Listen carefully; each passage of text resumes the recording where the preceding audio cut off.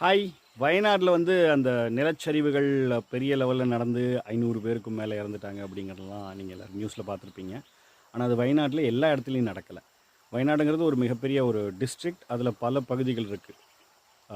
அதில சில இடங்கள்ல மட்டும் தான் அது எல்லாமே நடந்திருக்கு. நான் இப்போ ஒரு ஆஃபீஸ் வேலையா மணந்தவாடி அப்படிங்கிற ஒரு இடத்துல வந்து ஸ்டே பண்ணக்கூடிய வாய்ப்பு கிடைச்சது.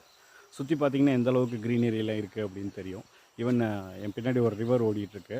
அதில் வந்து வர்ற தண்ணியோடைய கலரை பார்த்தீங்கன்னா தெரியும். சுற்றி இருக்கக்கூடிய மலைகள் எல்லாத்துலேயுமே நல்ல மழை பெஞ்சிக்கிட்டு இருக்கு. ஆனால் இங்கே பெரிய லெவலில் எந்த பிரச்சனையும் இல்லை. அங்கங்கே சின்ன சின்னதாக மரம் சாஞ்சு கீழே விழுகிறது அவ்வளோதான் இருக்குது. கீழே பார்த்தீங்கன்னா தெரியும் எவ்வளோ மழை பெஞ்சு அந்த சேறு மாதிரியான தண்ணி வந்துக்கிட்டு இருக்கு அப்படின்ட்டு.